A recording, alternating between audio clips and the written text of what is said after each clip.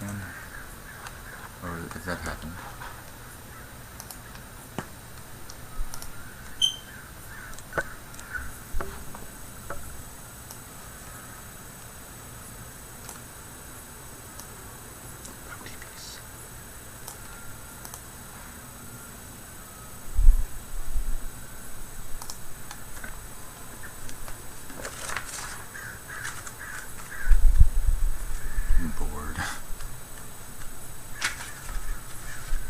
Chapter 4, Glory and Immortality.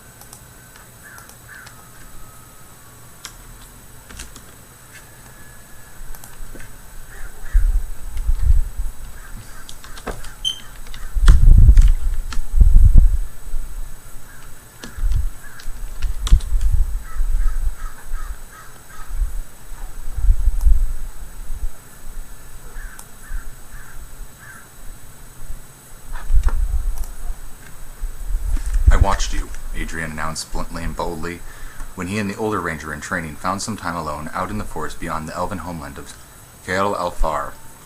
Bryn looked at him with a hint of curiosity, but with no outward sign of the bravado in his tone. The subtle insinuation that he somehow had something over her, was bothering her, or could bother her in the least.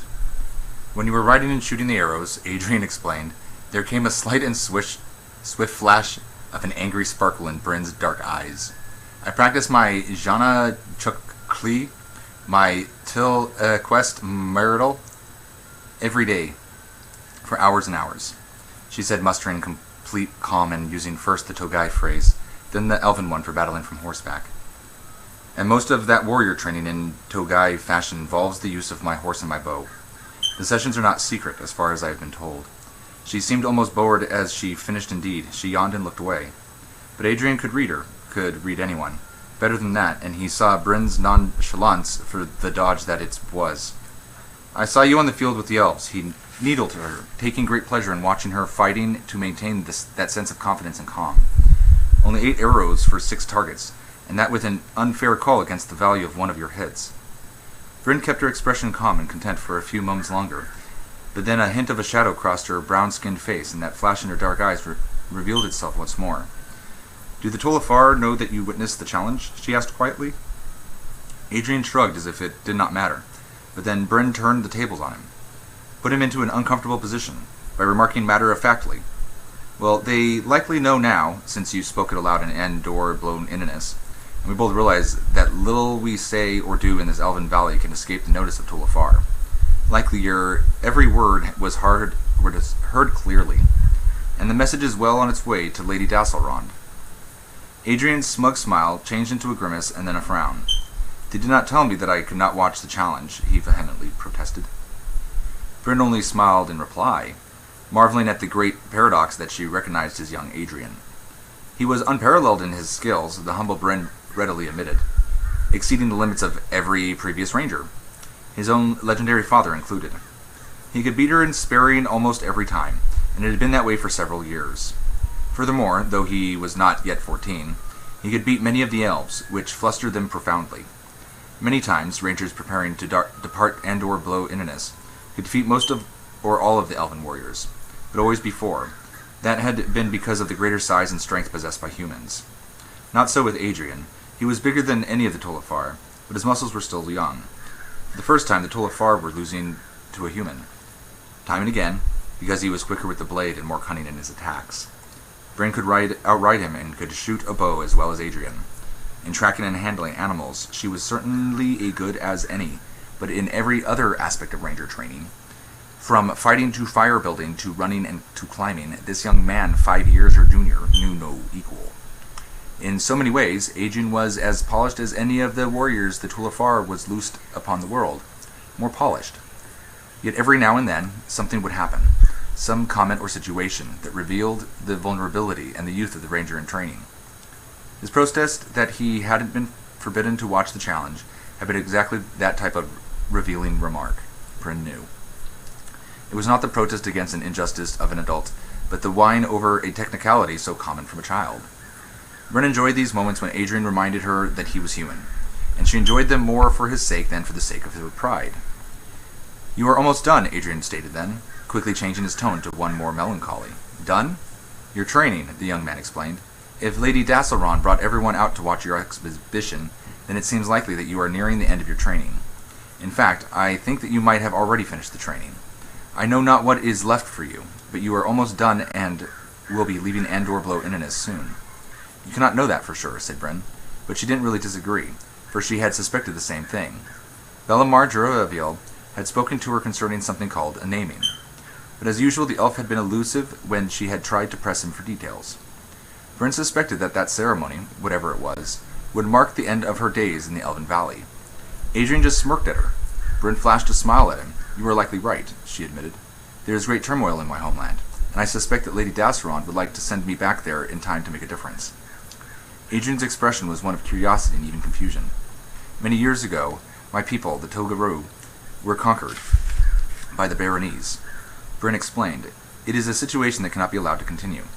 "I know the tale," Adrian reminded her, and his tone also reminded her that she had told him of the Baronese conquest of Togai countless times over the last few years, ever since Lady Dasselron had started allowing the two some time together.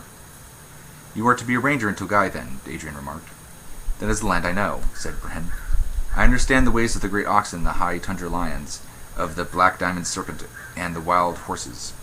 Never did I doubt that my tenure with the Telafar would end with my return to Togai, my land, my home, my love."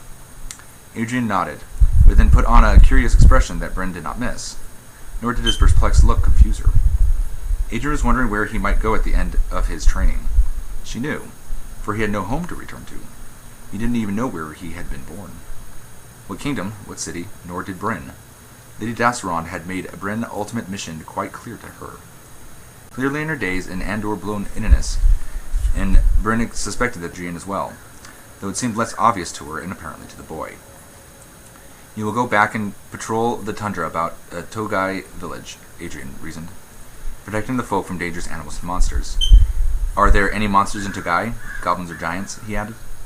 His eyes sparkled, for the young warrior always liked to hear stories about the many monsters of the world and of the heroes, particularly the rangers who dealt with them. "Many monsters," Bryn replied, getting that faraway look that always came over her when she started talking about her beloved homeland. "Great mountain yetis and many goblins, tundra giants, and with skin the color of the brown turf, who hide in covered holes and bring out upon unwary travelers." She said the last quickly and excitedly, leaping at Adrian, and the younger warrior jumped in surprise, though not very high, just enough to put himself into a defensive posture. Yes, he is a warrior, Bryn thought, calm and confident. "Many monsters." She went on a moment later, but none as plentiful or as dangerous as the Baronese. "The desert dweller," remarked Adrian, who was not unversed in the religions and peoples of the human kingdoms. "The men who followed the Atoll priests, the demons who called the Chezru chieftain their god-king," Bryn clarified. "Far too long has their smell infected the clean air of Togai." Adrian looked around nervously. "Beware that those same elven ears you say have heard my words now hear your own," he said. "Beware?" Bryn asked with a chuckle. "Lady Dasselron understood my intent completely. I have been trained to lead the revolution against the Baronese, and that in my first and foremost duty." Adrian wore that confused expression once again. "In all that I have learned in Andor Blo Innis, I have come to know that the affairs of men and the affairs of the Tulafar are not usually one and the same," he said. "You will be named, you say, and so you will become a full ranger. You will have been given a great gift by Lady Dasselron, in her eyes. How then will the lady allow you to use that gift in the affairs of men? Does that not go against the very precepts of the Tulafar? I do not." Bryn interrupted him with an upraised hand and a smile. "Most rangers are trained as guardians against the encroachment of the wilderness," she agreed. "That was the way of your father, Nightbird, though his path led him to one of the greatest conflicts between the men of Hans the Bear in the history of the world. But my adoption, by the Tulafar was not an ordinary thing. I was not taken to become a typical ranger. Lady Dasseron rescued me from my captors, those devil Yatolls who murdered my parents and all my village, with the intent that one day I would return not only to avenge those deaths, but also to lead my people from the slavery they have known since the cursed Veronese came to us. Adrian leaned forward as he listened to every word, obviously engrossed in this twist in the tale. He knew some of Bryn's history, and not until this very moment had he garnered any idea at all that Bryn Dariel had some special purpose in life beyond becoming a typical ranger. She went on then, speaking of the Yatolls and the former chieftains of the Togai Roo, the proud men and women who led the nomadic steppe people in ways, spiritual and physical, older than either the Atoll or the Abelican religions. She talked of the Togai Roo spiritual rituals, and many sounded to Adrian similar to the prayers that the Tulafar had been teaching him in Bryn. Indeed, the young man came to understand, as Bryn already understood, that much of Togai culture bore a striking resemblance to the ways of the Tulafar. Bryn's voice changed noticeably as she recounted again to Adrian those horrible last days of her village, when she had witnessed the beheading of her father and the rape and murder of her mother. She came through that difficult recounting well, as she always did. The scars were lasting, but under the tutelage of the Tulafar. Bryn Dariel explained she had learned to channel her emotions into optimistic plans for the future, and what a future she envisioned and now described to Adrian. Nothing less than a revolution to expel the Veronese from the steppes of Togai, to drive the invaders back to the desert sands of their own homeland, and to rid Togai of the ever-deepening ties to the Yatol religion. Freeing my own people from the trap of lies that is Yatol will perhaps prove of my most difficult task, Bryn explained, her tone somber and melancholy. Many of my people have grown up knowing only the Yatol prayers.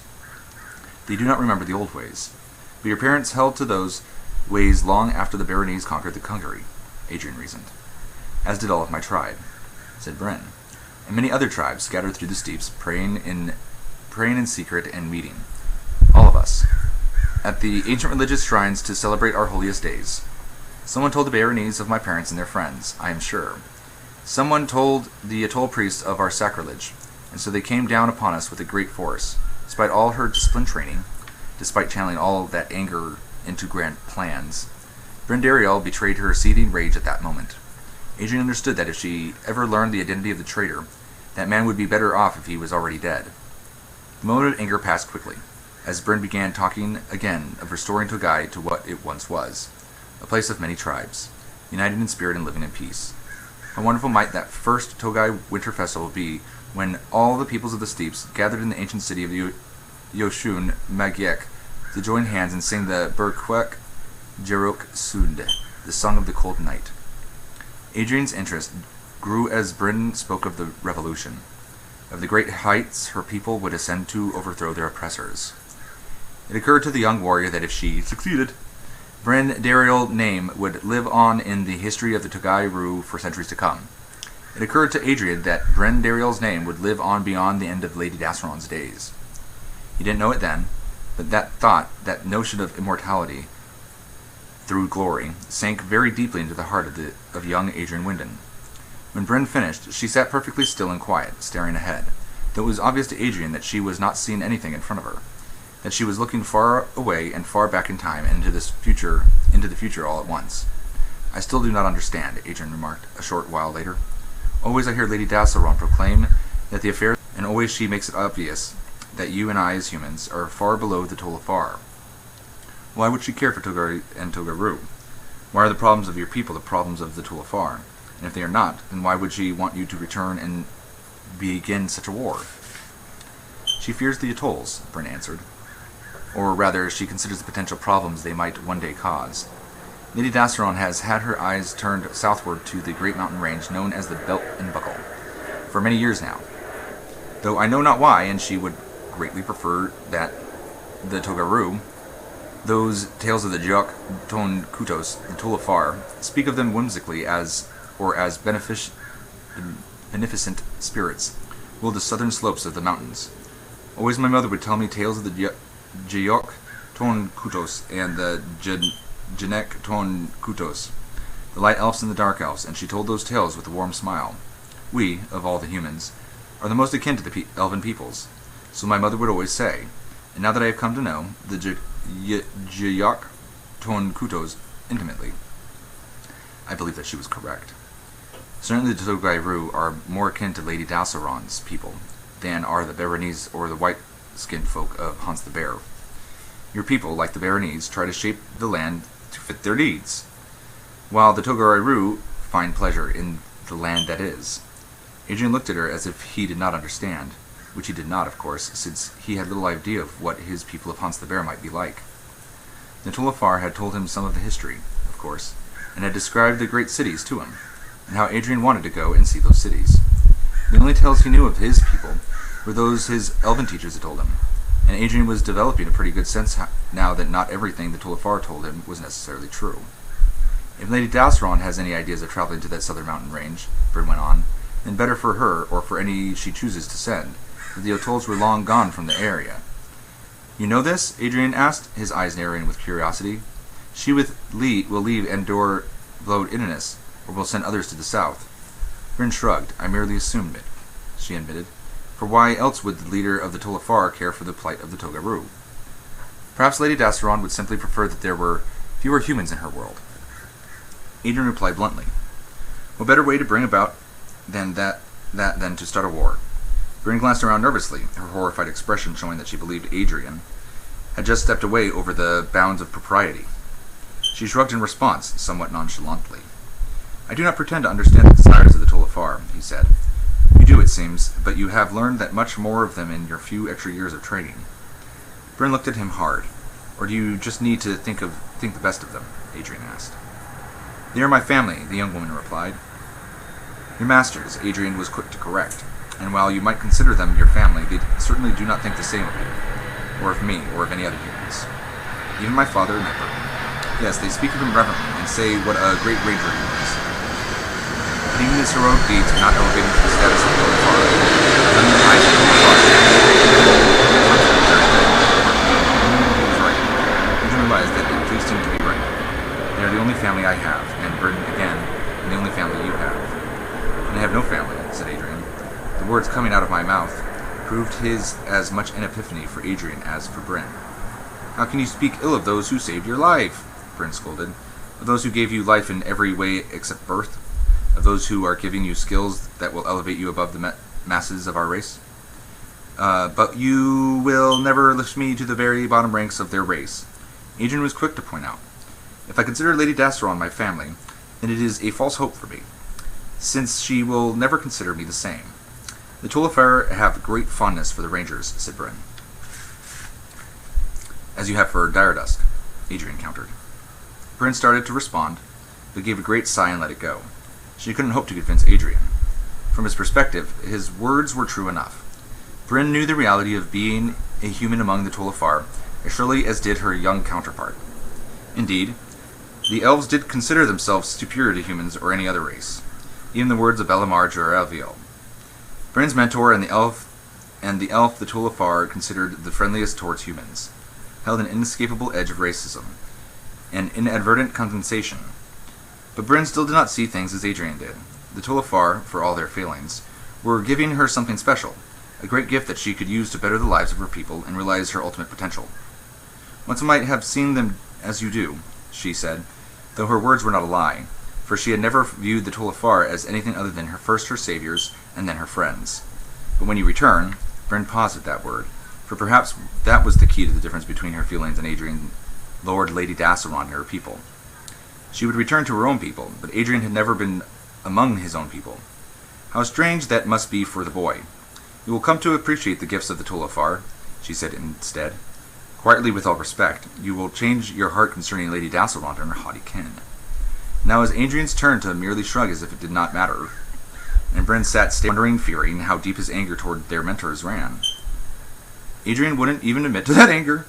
She recognized he was speaking words that he thought simply pragmatic and honest, but Bryn was perceptive enough to understand that there was some buried resentment behind his remarks. She wondered whether Lady Dassaron had noted it as well, and she could not believe that the venerable lady of Caer Lafar and her sharp-eared kin had not. What ill might that bode for poor Adrian? She left him then, with a pat on the shoulder, as he sat staring into the boughs of the beautiful forest. She wished that there was some way she might mention this conversation to Lady Dasserond, though of course she could not without getting Adrian into terrible trouble. She wished that there was some way that she could show Adrian the error of his thinking. Adrian sat there for a long while after Bryn had gone, going over the conversation, particularly his own words. Those last few comments that had revealed to him a deep and simmering anger, it was all starting to fall together for him. He believed. All the pieces of this great puzzle known as life lining up in orderly fashion. Adrian didn't like the picture those pieces formed at all. The unfairness of his situation upset him profoundly.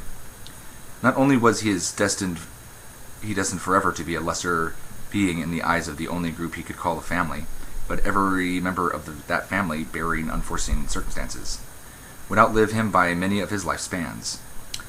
Where was the justice in this miserable existence? Tulel Dahlia might train a dozen or more rangers after him, and would she even remember the one named Adrian? Would his family recall his name even a century hence?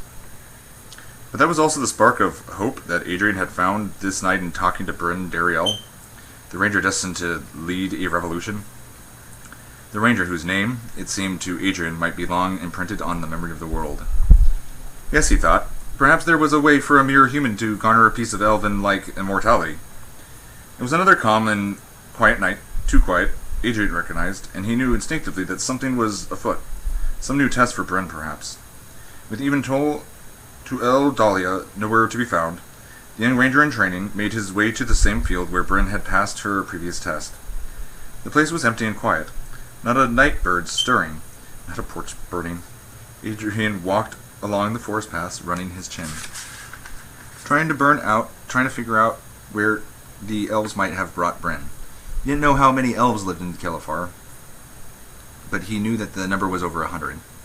Adrian understood that if they were out in the forest, all of them together and with Bryn besides, he would never find them unless he happened upon them by chance. Adrian had spent his entire life in Andor Blo Innis, had trained extensively in the ways of the elves, and all that experience and all that training only let him know better than anyone else in the world how stealthy the elven people could be in the forest night. He wandered the paths, making wider and wider circuits of Caer Alfar, the homeland proper, and growing angrier, with each passing step, because he would again be excluded from whatever the Tulafar were doing with Bryn this night. His frustration continued to mount, but then washed away all of a sudden when Adrian heard fair elven voices carried on the evening breeze. Immediately, Adrian went on the alert, crouching and slowly turning his head to get some direction from the sound. He knew, too, that the elves could hide their voices or could throw them to misdirect. He wondered as he at last located the heading and swiftly but quietly started in that direction whether the elves would have him running futilely through the night.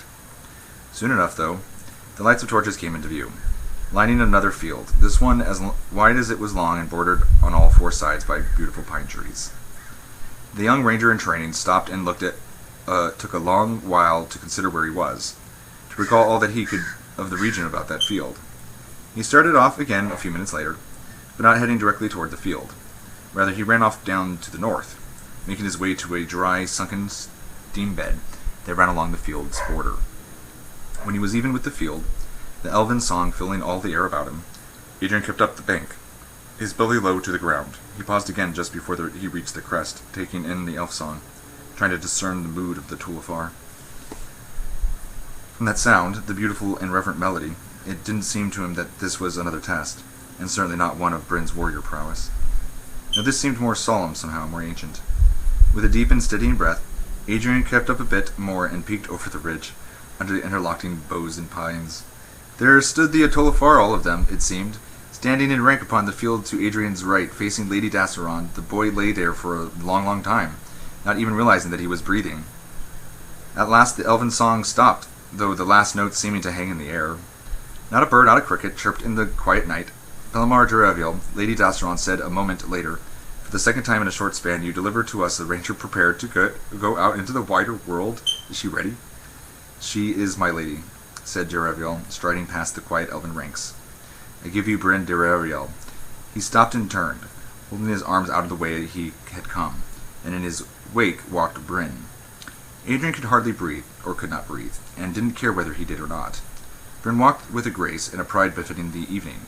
She was naked, except for a couple of large feathers that had been braided into her dark hair. Adrian had seen her naked before many times, for he had often sneaked into the brush beside the small field where the young woman did her morning Benel Dasada routines, and always the sight of her smooth brown flesh had excited feelings in Adrian that he could not quite comprehend. This went beyond any of that. This night, Bryn Dariel seemed to him something far greater than the woman he watched at sword dance, something supernaturally and spiritually beautiful, something that transcended the lustful feeling in the flesh. She was naked and undeniably enticing, but Adrian could not take his gaze from her serene face and her sparkling dark eyes. It seemed to him as if she was wearing her soul as a clothing tonight. Suddenly, Adrian felt as if he didn't belong in that place, as if he was violating Bryn's privacy far more now than during his spying on her morning sword dances. Then he had measured her training, her focus. He had admired her physical skills and physical charms, but now he was peeking at her very soul. The elfin song began again as soon as Bryn walked over to take her place directly before Lady Dasselrond. But then it stopped suddenly, and perhaps it did not. Perhaps Adrian thought the elves had simply enacted one of their sounded walls, a barrier through which their voices would not pass. Lady Dasselrond was talking to Bryn then. Bellamar Jeriviel walked to the far end of the field, disappeared into the pine boughs, then emerged a moment later leading a large brown and white pinto pony, magnificently muscled, whose two eyes were so blue that Adrian could make out their color even from this distance in the torchlight. The pony had a white mane with a single black tuft of hair and a black tail similarly adorned with a single white tuft. It seemed skittish at first, or at least too full of spirit, and tossed its head with sharp jerking motions that kept Jeriviel working hard not to be thrown from his feet. Then the pony was near Bryn, and the chemistry between the two was immediately obvious. The young stallion's ears perked up, and though his eyes continued to take in all of the scene before it wearily, the pony allowed Bryn to stroke its face and strong neck without a single flip of its head. The pony stood calmly by Bryn's side, then to Adrian's amazement, while Lady Dasselrond began to speak again, then all the elves began their song anew. Though Adrian still could hear none of the elvish voices, just the occasional nicker or whinny from the pony. It took a long while for Adrian even to notice that Bellamar Jeriviel had left the field once more, and when that realization at last came to him, it was too late for him to react.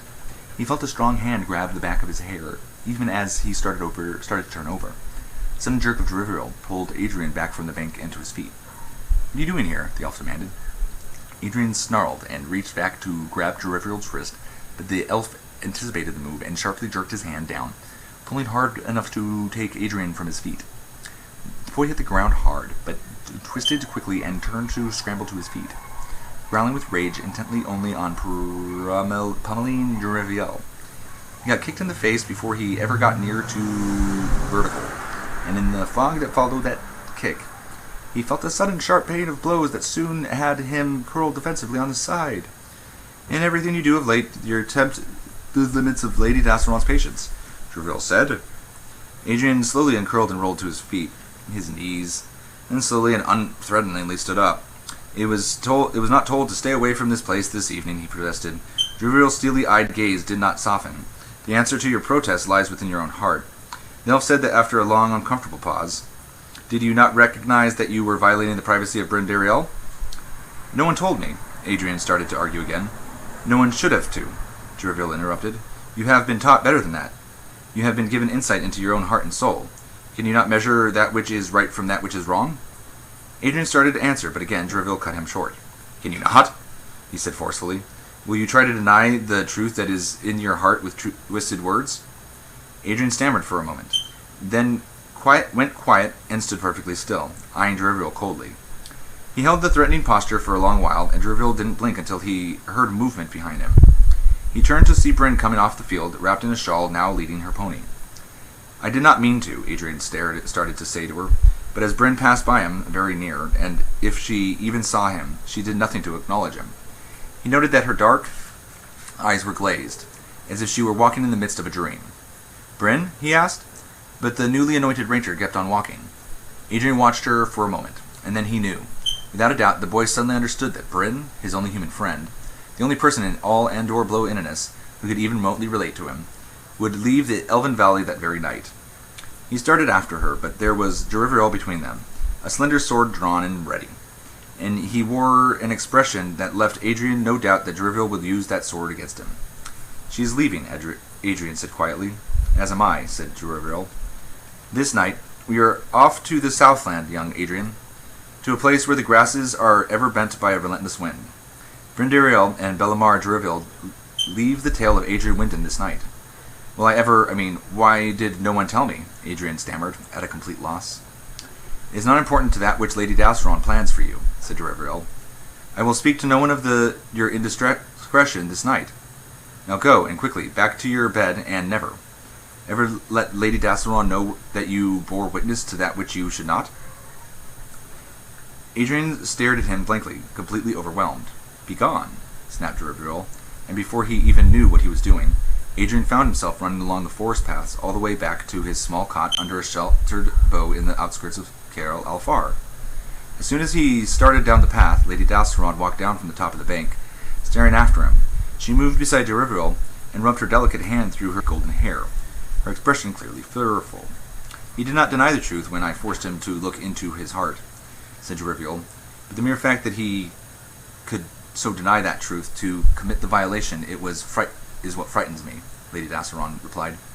"There's a dark side to that one, I fear." Bellamar Jeriveril didn't reply and didn't have to.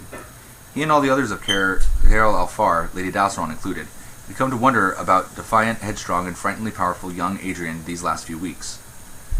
Jeriveril could not worry about that now, though, for he and Bryn had a long, dangerous road before them. Their time in the tale of Adrian Wyndon